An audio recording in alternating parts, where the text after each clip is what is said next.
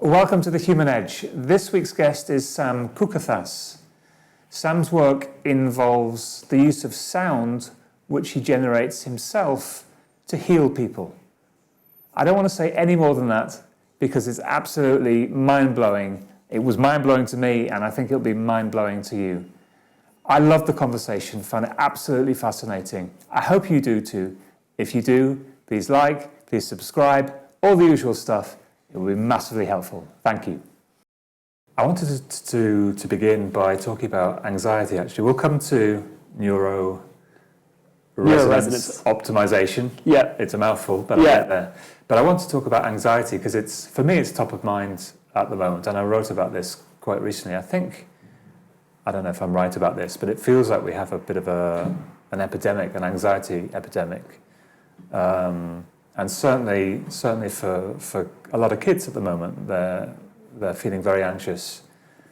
My son's no different. He's just turned 10 and he's been having a lot of anxiety for a couple of months now. When I was preparing for this conversation, I was having a look at your website, or one of your websites, and you talked really powerfully about anxiety. I just wanted to quote what you said because it jumped out at me. Yeah. I reverse engineered anxiety without focusing on it. I overcame years of being depressed. I healed my relationships where love was missing.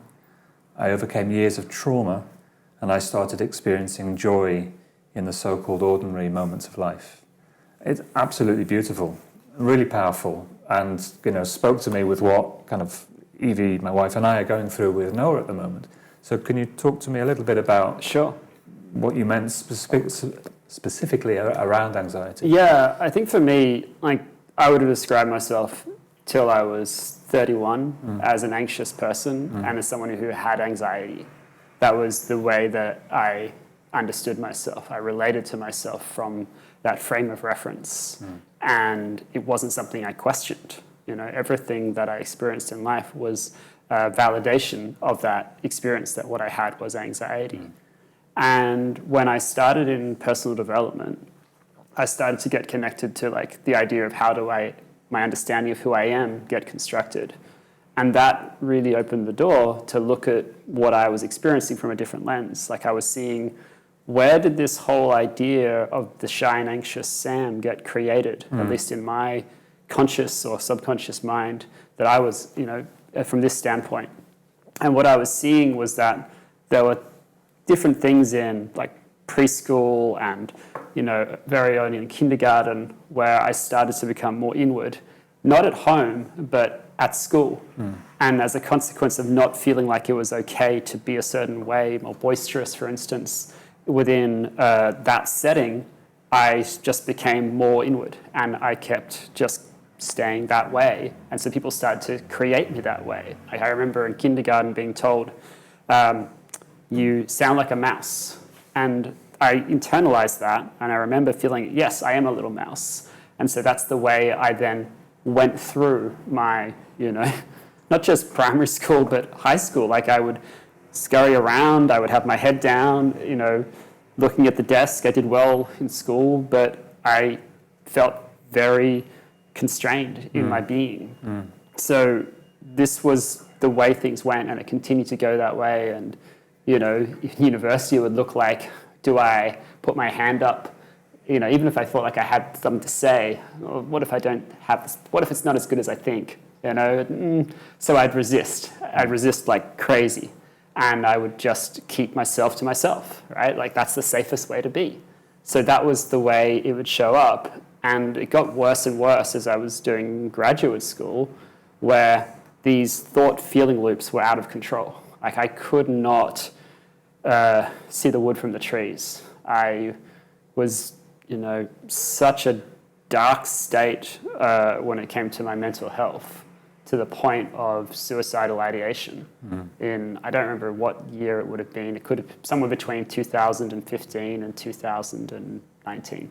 But that was sort of the worst state. I was getting to a place where I'm just like, I don't even recognize myself. I feel so much shame and so much, fear of judgment from others, and feel a sense of failure that I'm not fulfilling my potential academically, I could remember walking out onto the balcony and just thinking about jumping off. And the only thing that I really recall, which in that moment was thinking about a friend whose brother had hung himself at 18, and the memory of the phone call and the impact that it had on her family.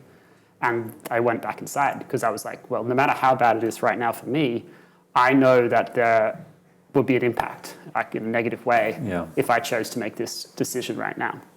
And so that was, the start of seeing, okay, things are really not going well.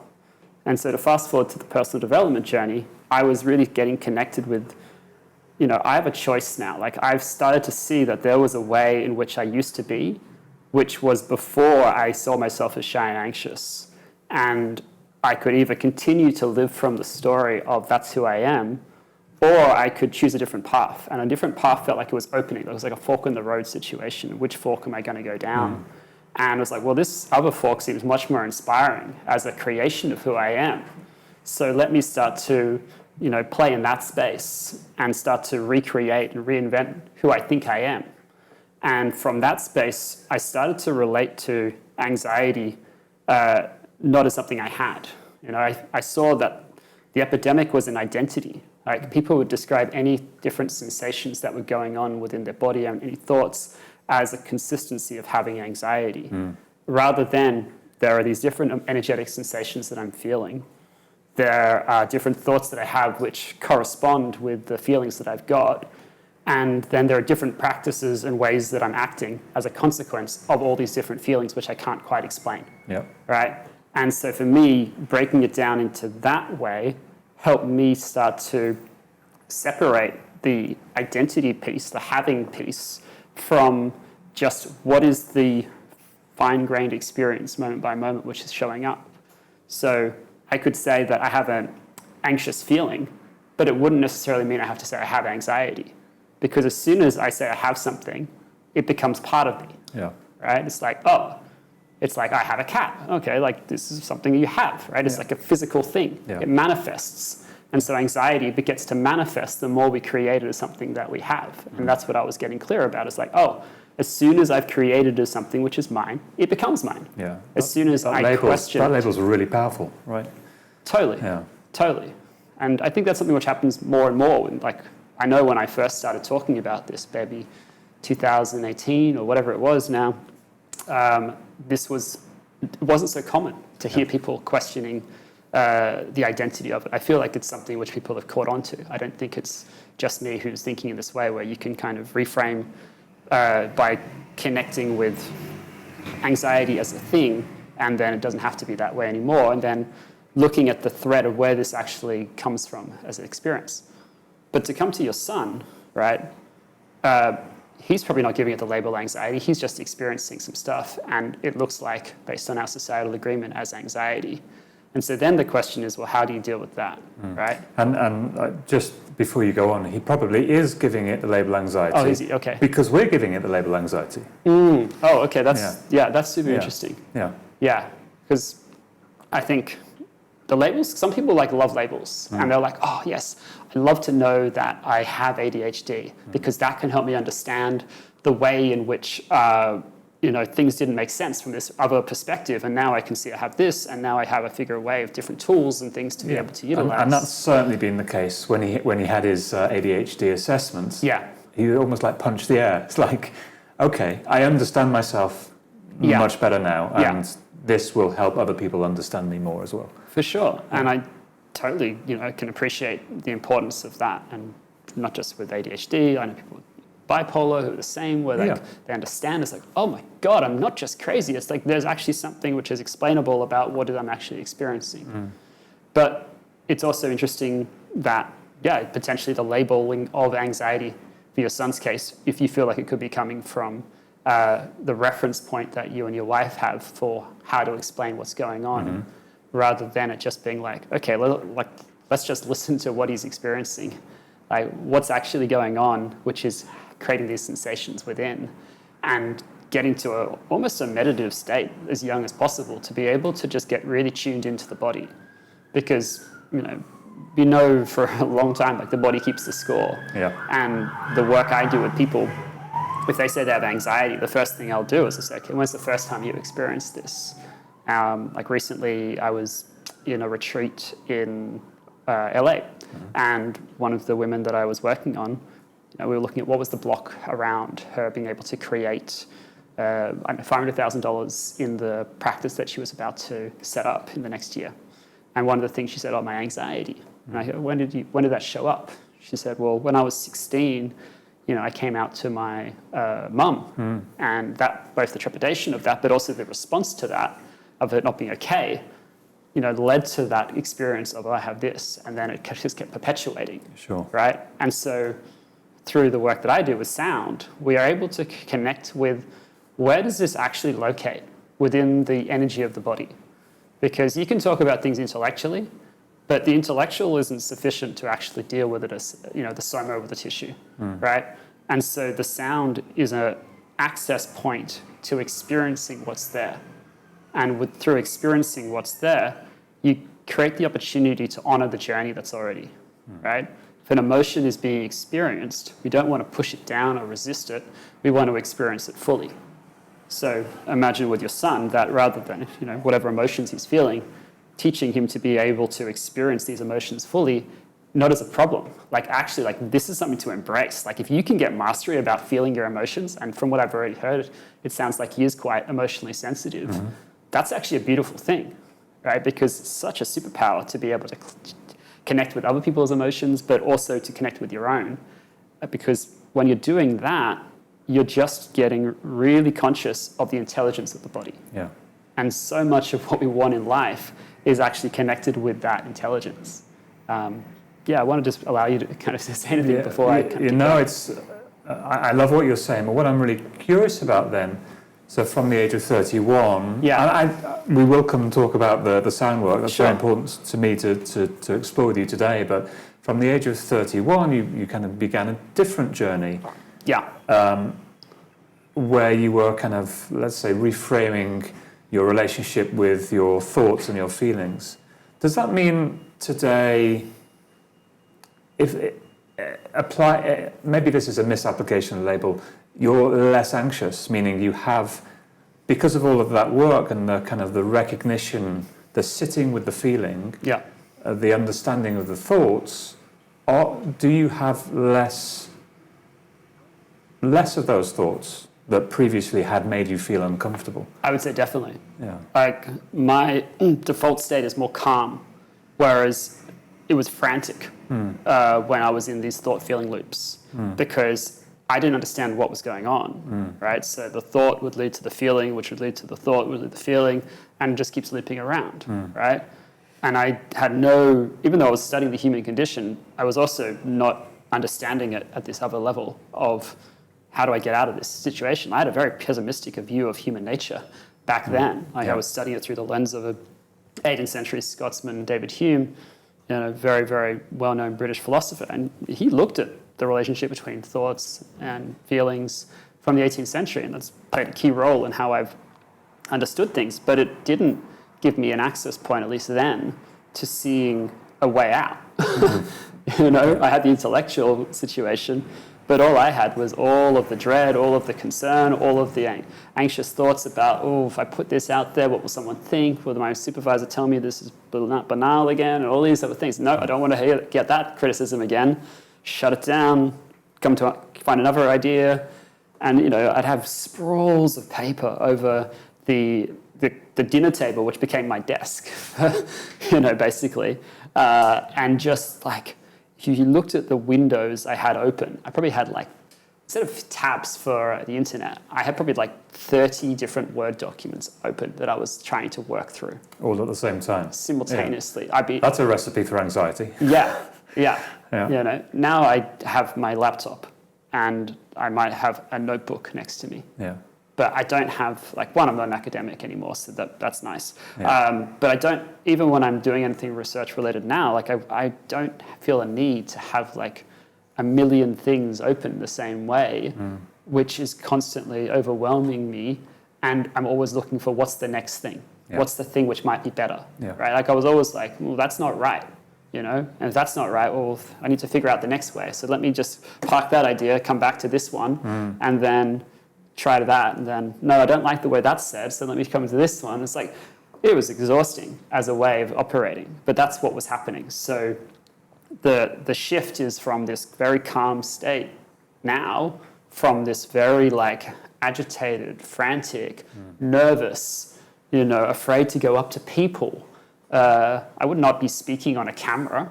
Like, that wouldn't be happening. That's, you know, I wouldn't do things like go to a karaoke bar in Turkey recently and decide to sing Bring Them Home from Les Mis, right, in front of my friends, like at the top of my voice. Like, that's the, you know, more audacious side that gets to come out as a consequence of not having these fears showing up in a way where if you had told me that 7 years ago, I'd be like, are you fucking crazy?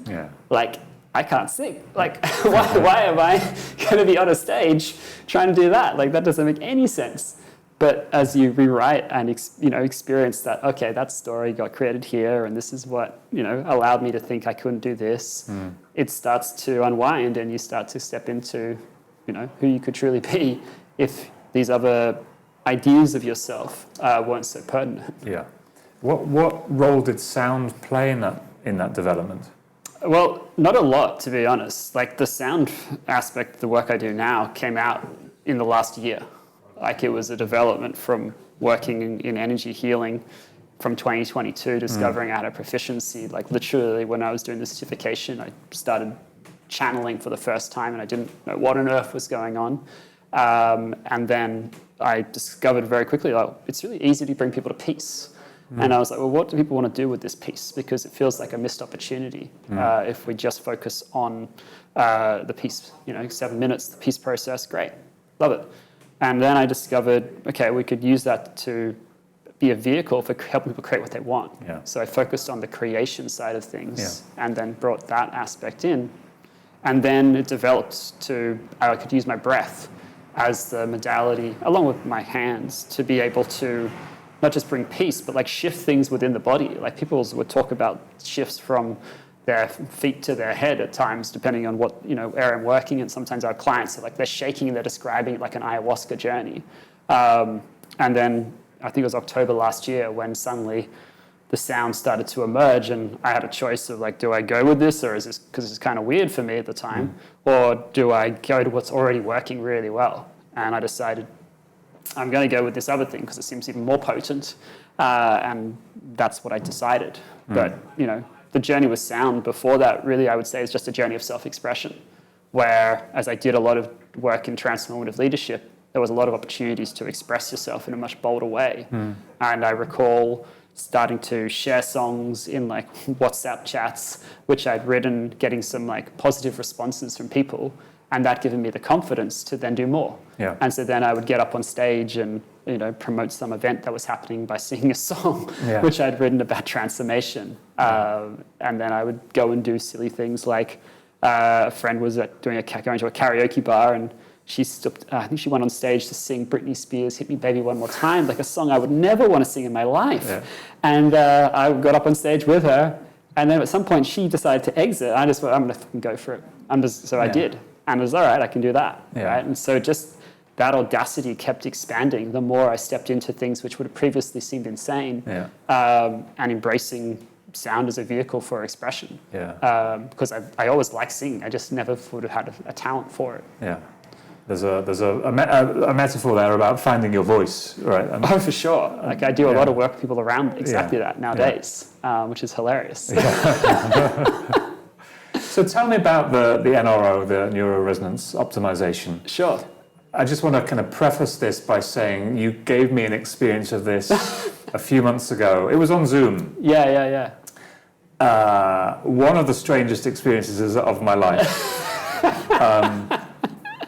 My experience of it, so kind of wearing big headphones, you had me close my eyes, and then you so there were some questions, but you proceeded to produce the most extraordinary sounds, and I couldn't tell whether they were machine created but they were coming from your body. My voice, So I have a whole load of questions around that, but, Sure. but first of all, tell me how it works from Yeah. a kind of from a scientific perspective. Well, so I had the fortune of getting connected with a neuroscientist called Dr. Larry Farwell, who's known for his work around the science of creating miracles. And before Larry actually experienced the work, I was talking to him about how I understood it, and I was interested in his perspective on what he thought might be going on. And I would say, like, what happens is I would basically tune into, first of all, what is the source of the challenge that people are experiencing? And then as they're closing their eyes, looking at where is that felt within the body. And as they're feeling into where that's felt within the body, I'm then tuning into what emotions feel like they correspond with what's being experienced, as well as potentially looking at the age of the energy, whether it's an energy which feels like it's coming from the time that they've known themselves to be alive, or whether it feels like it might be something which is related to their parents, or even further back, right? And some people can tune and go, oh, this feels like it's really ancient. And then I'll bring through a sound which will be a representation of that ancient wisdom, right? And as I shared this with Larry, what I said is, like, it seems like what happens is the fear will transmute. And as it transmutes, people kind of step into this space where they no longer have to figure out the challenge. Like, it's just, there's an access point to what it is that they want because there is this clearing for it. And he says, yeah, it sounds like from that transmutation, they're stepping into like the idea of a conscious unified field. And within that field, you don't have to figure anything out anymore. It's like all the answers that you've been searching for are accessible from this space. And I was like, oh, that's a brilliant way of capturing it. So I started to think of it in those terms myself, right? Of like breaking up, like discovering what is the source of the dysresonance, because like anything in life, there are certain ideas and people where we naturally resonate with. And there are ones where you're like, oh, get me out of this space, right? Or I don't want to hear that idea. And the same with what's going on within our bodies. It's like there are experiences which resonate, and there are ideas that we take on, like, oh, I can do that.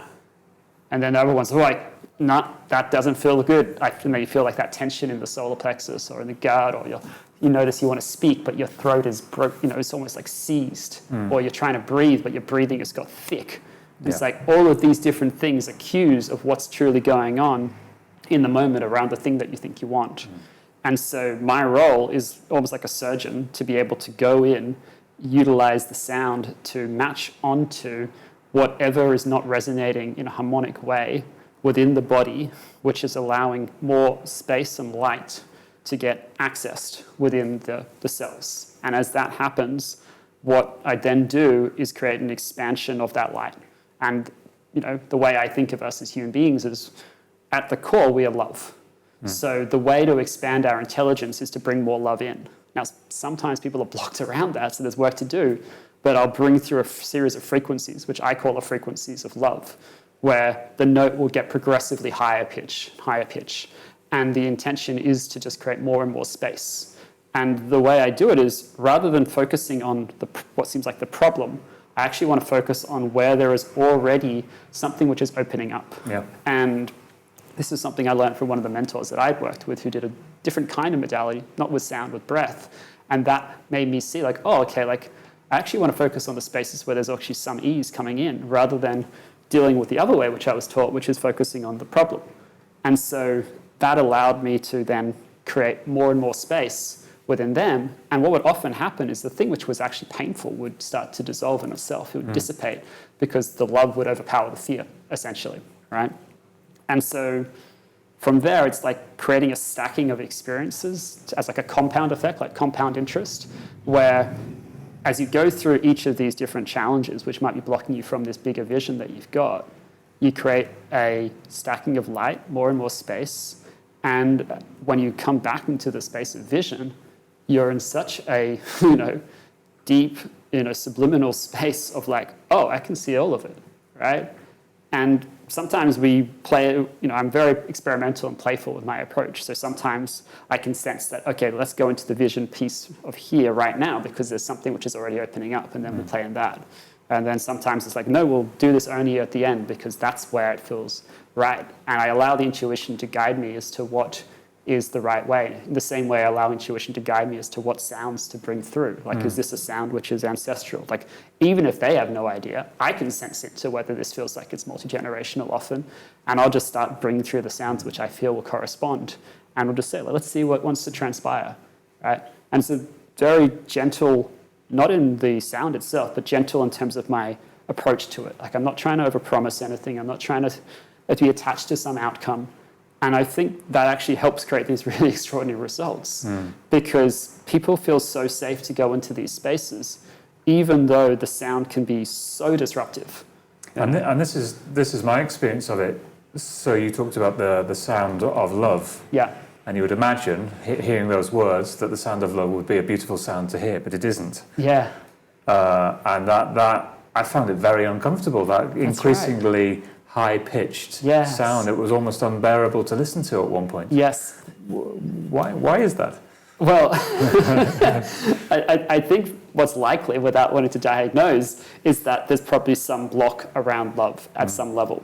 And so it's easier to be in harmony with these not darker, but like more guttural, deeper bass sounds than the ones which are really, really high. And, there's a couple of things which you can look at, like, what's your relationship to your love for yourself? Like, how much can you express love for yourself? What's your relationship for expressing love for others, maybe apart from your children? How easy is it to express how much you love your parents or any of these other things? And these can kind of give some sort of indicator as to, like, is there a block? Like, do I have to, like, hold back my love, or is it something which I can freely express? If it's something I can freely express, what I tend to find is that people have a large opening and that space just opens up more. Yeah. But if it's something where they've had heartbreak, for instance, and that heartbreak hasn't been healed, then hearing that sound is actually going to probably bring them back into a space of being like, fuck, like, that was that person who I lost or I didn't get to be with in this situation. And so it's likely to conjure up those kinds of thoughts and memories, right? People have, I don't have the experience of this when I listen to these sounds, but when they're listening to the sounds, they go into all these different spaces. They're like, oh, that's just connected me with this particular moment in my life, or, oh, that sound actually connected me with this ancient wisdom where I connected with my ancestors and I discovered they were all slaves. And the reason I feel so much like I'm enslaved with my job right now is because this was the pattern which I was experiencing, cellular level for hundreds, thousands of years or something like this. And so clear that, and then there's a space of freedom which wants to open up. So my imagination with you is that it's just that there isn't the resonation at this stage with that particular sound frequency. So you'd want to work on what is the emotion that shows up around that particular idea, like the idea of love, and what are the different things which show up where, for instance, when was the first time that your heart was broken? When was the first time that you felt love was withheld, or these kinds of things? Because my imagination is that would give access to starting to see why that wouldn't want to resonate at this moment in time. That's fascinating. So that's kind of my experience of what you do. What's your experience in the moment? Yeah. And like, how do you get yourself into a state or a state of mind where you can access the sound that you produce, which you think is going to be most helpful for the client that you're working with? Sure. So I think practice is a key aspect of it. I do this a lot. So you get a lot of trust because the results become so potent that you just keep allowing yourself to be able to trust in it. Like, I think it's probably that first month where there was probably the nervousness of like, this is weird, like, it's a certain client, are they going to allow it? Like, that's not actually what they hired me for. Is it okay to do that? Like, all of that kind of concern was there.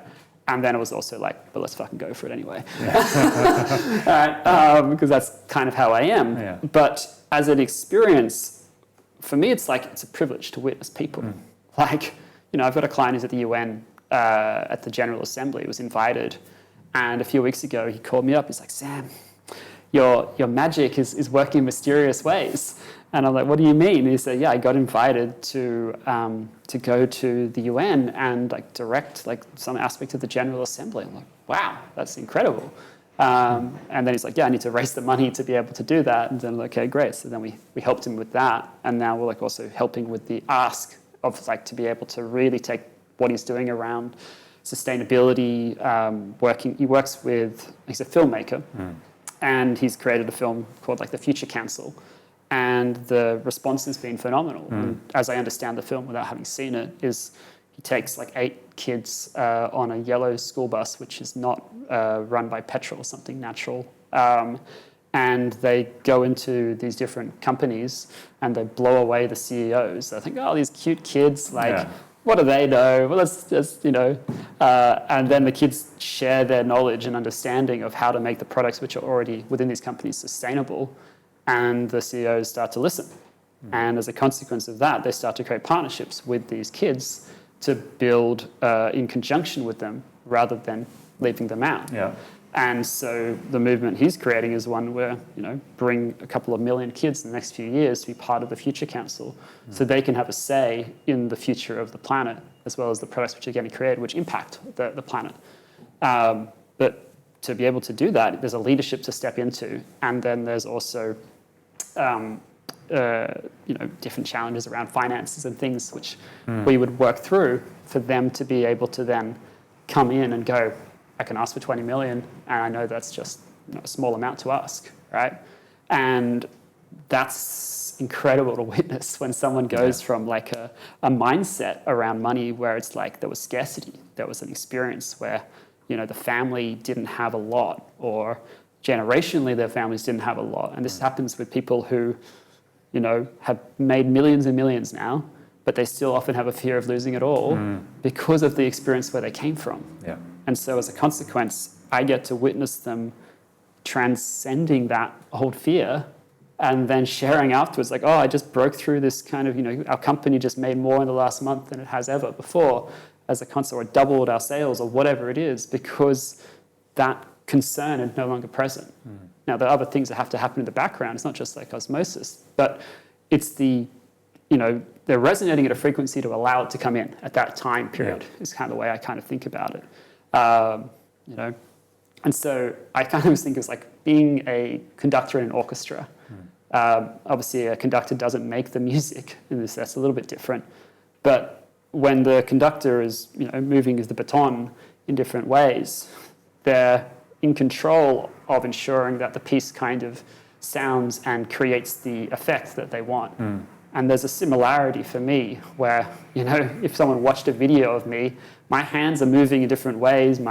I use as almost like a tester of where it is in the scale of the sound. Like I'll kind of move my hand up to ensure I'm at the right pacing for how I want to bring through that sound as it goes higher and higher and higher and higher and higher.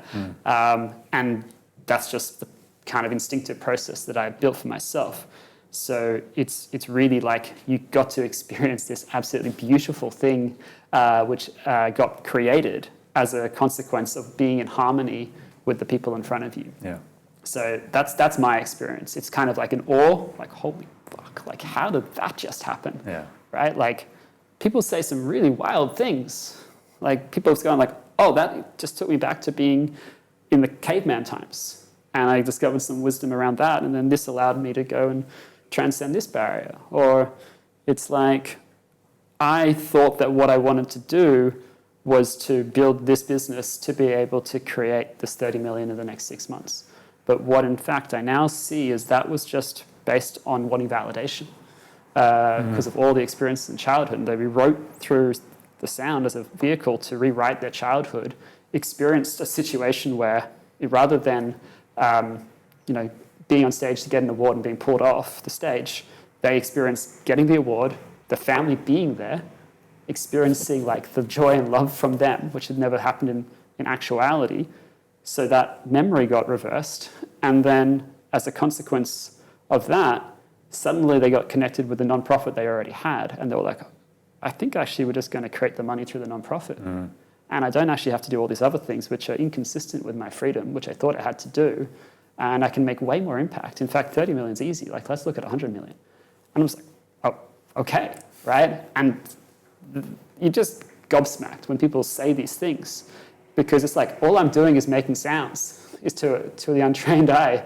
But it's creating this effect on people's lives, which is like, my way of thinking is now like, okay, what can't we clear? What can't we create with sound? Yeah. Right?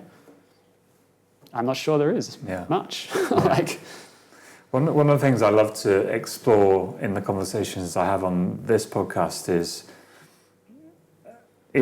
not only the journey from beginning to where my guests are now, but what are the insecurities that they have had, they still have, and how those insecurities overcome.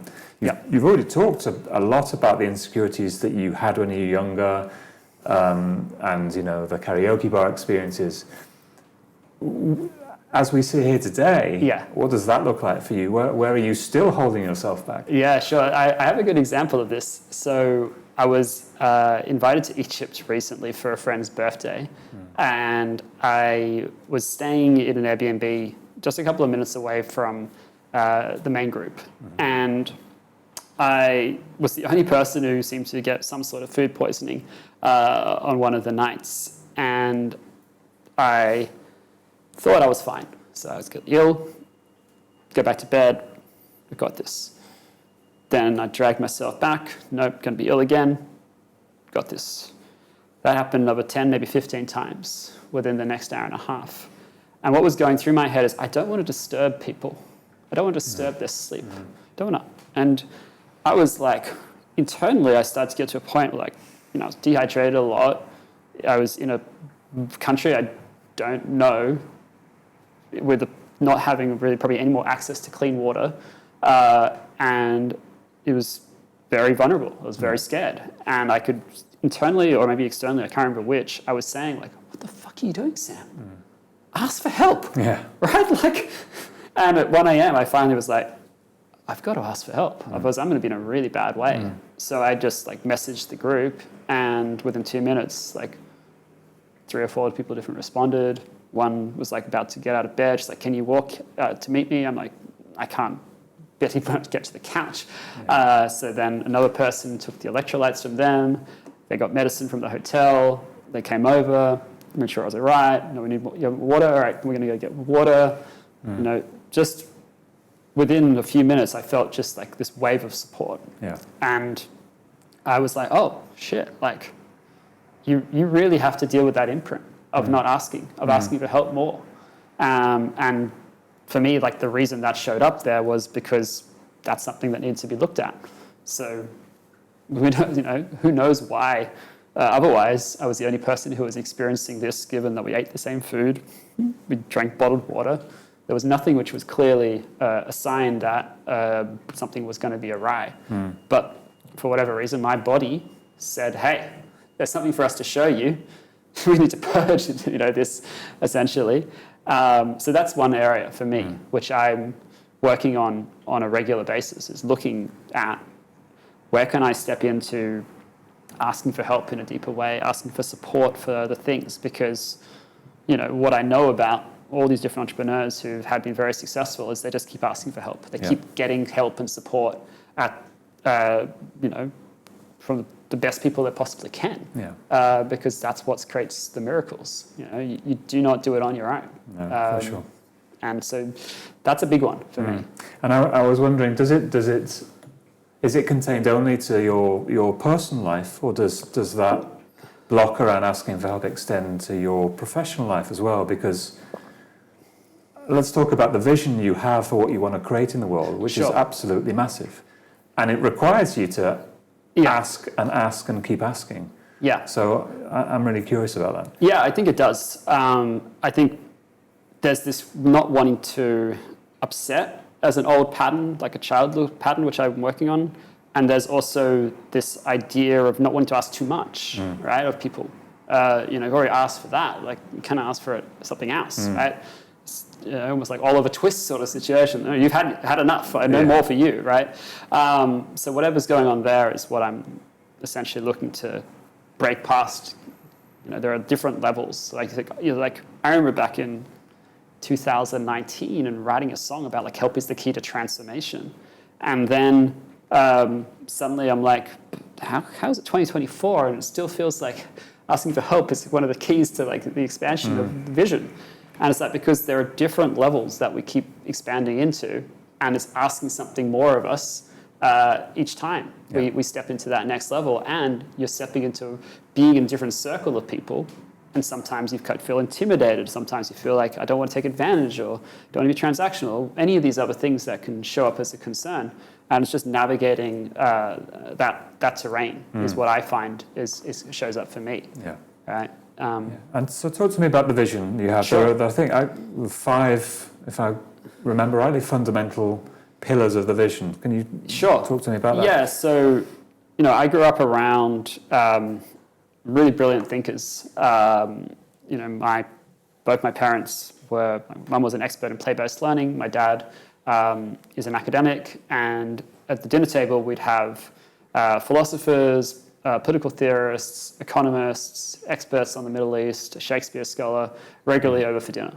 And being in those conversations, just absorbing what was going on, had a profound impact on, my experience of life, the way I saw the world, but also just the conversations I'd had with my dad, like this constant curiosity that was there, and listening to his perspective. And so much of his work was about freedom, from not surprising, like a core value for me is freedom. But I was, never really thought I was going to go to try and do something in politics.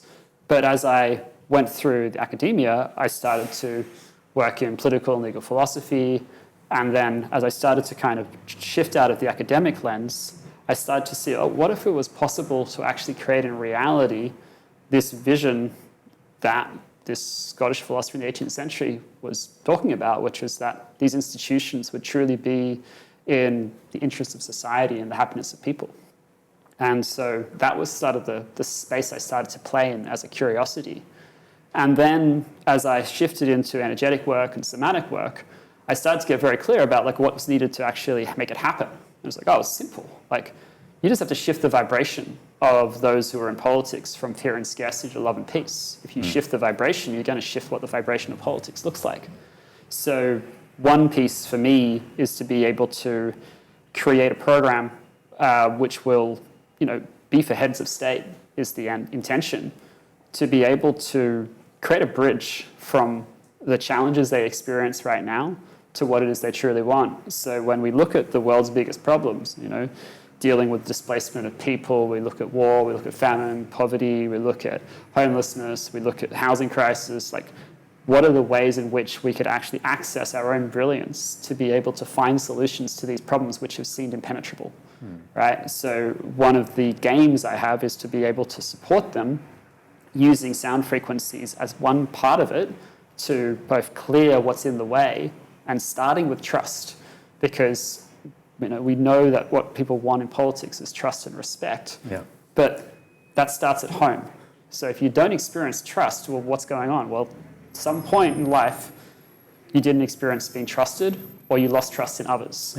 So we've got to get to the source of that aspect of things, and then we've got to look at your relationship to trusting others, because you can't make things non-adversarial within your own party if you can't trust others within.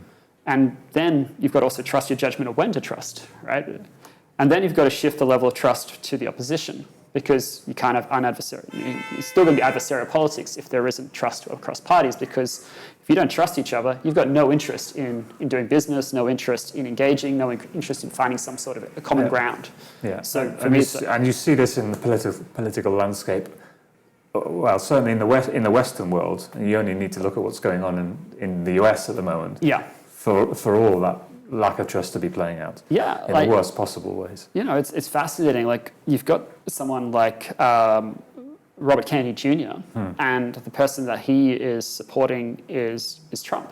So whatever one thinks of Trump, there's something that he sees in Trump's messaging, and Kennedy Jr. is quite liberal. I saw a clip yesterday where he's talking about the impact of psychedelics and psilocybin, particularly on his son as a 23 or 24-year-old, and how that opened his mind to something, beyond what he already knew.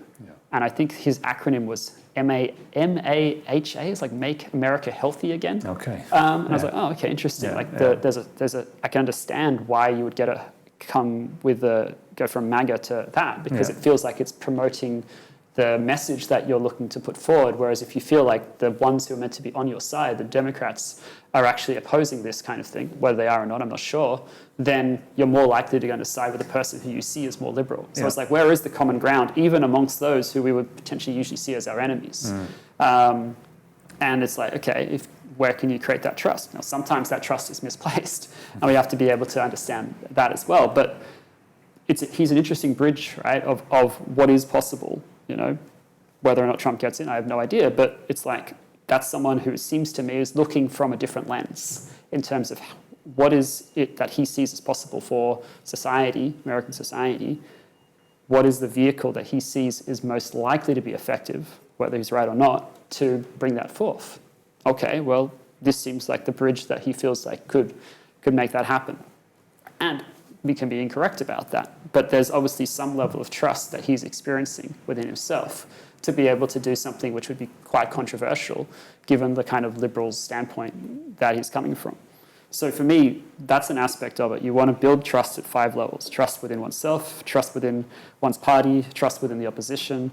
And then as a consequence, you want to have an experience where we're actually trusting the public, because we know that a lot of the legislation that's created is not consistent with what the public wants. And so if you had those 4 pillars in place, you could get to a place where the public would start to trust you, independently of whether they voted for you. So that would be, for me, a key outcome of it. But you'd also want to, that's just a starting point. Like, that's the foundation that's needed to start to build vision. And there it's like, okay, who can we bring in who are the world-leading experts in these different challenges and obstacles, that if they were to share a different perspective from this new place, they could actually hear it. And from hearing it, I would then work with them at a somatic level, dealing with any fears and concerns that show up about, well, can I actually do that? Can we afford that? Will people, think that I've gone against our values, or any of these other things which are going to show up, right? And then through that, it's like there's an opportunity for the vision to become their own. Yeah. Because, often what I hear in politics, I remember going to Parliament and listening to someone who was high up in the House of Commons and said, there aren't many visionaries here. They're mostly ordinary people who are just kind of looking after their constituency. That's their goal. Yeah. I was like, okay, great. So we have to create them as the kind of leaders who can become that, right? Like, everyone can have a vision if you clear the space for them to be visionaries. It's just some sort of minimalistic thinking of that person if we listen to them as, well, that's all they're interested in. It's like, no, that's all they can see based on the existing game in which politics looks. And right now, the game is bankrupt. So you have to be able to look at, how do we create the space and opportunity for a new game to get created? Yeah. And coming back to one of the questions I asked before, this is a phenomenal vision, huge. What's the little voice, in the mind, in the back of the head, or on the shoulder? Yeah. What's it saying to you in those times when you listen to it? Yeah, beautiful. I think it's something like, can I really get in front of the right people? And will they listen? Are there enough of them who will listen to make this happen? So I think that's where the voice can go. And even though that voice is there, I'm meeting more and more people who are like, oh, I could connect you with this person in politics pretty easily, right? I've got these connections. I used to work in that. So a lot of them kind of make me go, well, maybe this problem that I'm creating is not actually a bigger problem, because getting access is not the challenge. It's probably other things I haven't even considered to break past. Yeah, and that's so interesting, because we all have whatever the context, we all have those limiting beliefs, those negative thoughts. Yeah. But the reality, right? The reality is often very different. For sure. And the reality only appears to us because we're taking action, in service of that thing that we want to create. Yeah. If we're not taking action, then the reality isn't apparent to us. Yeah. Yeah. Sure. Okay. Fantastic. So that's the political side of it. Yeah. There's more. There's more. There's more. Yeah, and things have developed since I spoke to you last. So one of the big things that I've seen is, so over the last few months, I've been creating an album with a company called Listening to Smile. And they basically they create frequency-minded music, and it's been very impactful for all sorts of different people, from like for veterans, for instance. It kind of brought them back to themselves after PTSD, and people have used it for dealing with anxiety, people have used it for dealing with stresses, people have used it to, I don't know, go into visionary spaces, all sorts of things. And we just kind of had a synergy in terms of our connection. And so he asked me, like, do you want to create an album? I'm like, how do I even go about that, right? But in the process of creating and seeing the effectiveness of it, we started to look like, well, what could this be beyond just an album, right? And for me, I think it was one of Ian Morris's friends who said, like, I think you could create a platform which could, be able to be something people could subscribe to and keep getting that value over time. And so they kind of planted a seed in my mind. And where it's got to is, as I kind of drew it out and I used some different AI tools to kind of create a visual imagery of what it could be, I saw that eventually we could have almost like, instead of going to ChatGPT and asking, how do I create freedom from anxiety? You go to this platform, you put in that same question, and it would pull up the kinds of questions that I would ask people if I was working with them privately. And we would just drill into, where did this come from? What is the source of it? What age do you see this is from? And they probably have many incidences which they come through. And then we say, okay, this is the program that we suggest. This is how long we suggest you go through this based on the acuteness that you've described on the scale of what you're experiencing. And we want you to measure it through this kind of way to be able to see what are the kind of shifts that you're experiencing on a regular basis. And from there, we're going to have you experience this sound journey each time from a different space, because you're going to move through different fears. Some of them will need to be integrated more. So you'll listen to it again and you'll see, is there still a feedback within the body that this feels like it still has a resonance or a dysresonance? If it does, great. Go through that fear again and see and listen to it from that space. If it doesn't, move to the next one and see what wants to move through. So that's like a starting point of what's possible.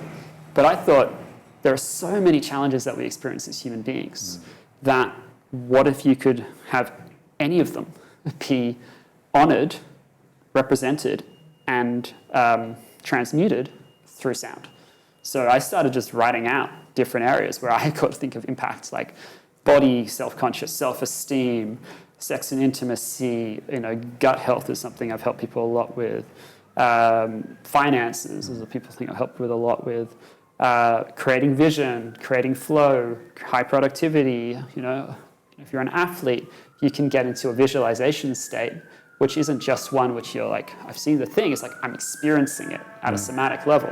That's even more powerful than potentially what's already out there. So that's where... Talking of sound. Absolutely, that's the beauty of being in London, yes. Right? But that's where I can really see there's a way of helping billions of people.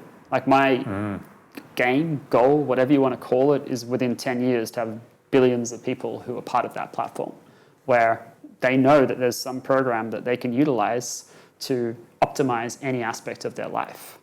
And then to take it a step further, what I imagined is, well, what if we could also create this at a societal level? So what if there was a way of both speaking about a different possibility of these kinds of institutions, and then as different concerns that might rise for someone within their body about that idea, they get to experience those concerns. And then using that to reimagine law, reimagine politics, deal with different kinds of things about, we can't do this around sustainability, or we haven't got the resources, or whatever it is, right? But that's the thinking that I've got, is why not? Why can't we try that and test it out, see whether or not it's effective at that level as well? The plan is to start with an offering which we already know is potent. And I just call it an NRO, or Neuro Resonance Optimisation meditation. It's 16 minutes long. And I've sent it to a number of CEOs, and they're like, holy crap, that's so potent. And it's super powerful for especially those who've done a lot of meditation, because they're already used to going into a state of a subliminal state.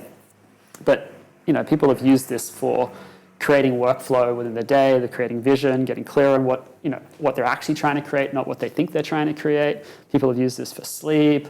So I'm like, all right, this would be a game changer for CEOs. Like most of the time when I talk to a CEO, their biggest concern is time. Even if they want to work with me privately, they might say, I don't have the time. And it's like, well, yeah, sure. Based on the existing lens with your experience time, Yes. you don't have freedom. But let's meet you where you're at. Let's give you a starting point where we can create a bridge to what it is that you do want by actually freeing up all this time by, rather than training 2 hours or 3 hours to try and figure out this problem, within 15 minutes, you're in a state where you already know. You're already clear. Like I remember a session with a client who's CEO of a company, and she was in a state where it's like, I've got to figure out how to hire these people or something like this. And then as the sound came through, she said, actually, I don't have to do that. I just need to restructure the company. I said, well, how would you do that if you weren't in this session? Well, I'd go to the whiteboard and I would start to draw out things and kind of figure it. I said, great. As I bring through this activating sound, I want you to experience yourself in front of the whiteboard, and I want you to make the moves that you need to do to restructure it. And so then she spoke it out, and then 2 minutes later, she already knew exactly how to restructure it without needing to actually hire anyone. So the cash flow was even better than the situation than she thought, just because she was able to tap into her own brilliance to see the solution in the moment, right? So that's the kind of thing that I see as possible more and more without having to be at the forefront of it, because a lot of the problems that people find is like, well, how do you create something which is scalable? That's right. And there's only one of you. Yeah. And if you know that what you've created is something which is so potent, you want as many people as possible to experience it. For sure. And so for me, it's like everything that I'm looking at is something which has got to have a scalable impact. Will I always probably do some aspect of private work? I imagine so, because I love it. But I know it will become a smaller and smaller part as time goes by. And what I really want to ensure is that I can create the biggest impact possible without creating some sort of constraint on my freedom, because then it would be breaking my own boundaries and value system, which doesn't work. And there will be some cost to pay if I did that. Yeah. Well, I'm in. What you do is extraordinary, and the impact you want to have is extraordinary too. And I can't wait to see where it takes you.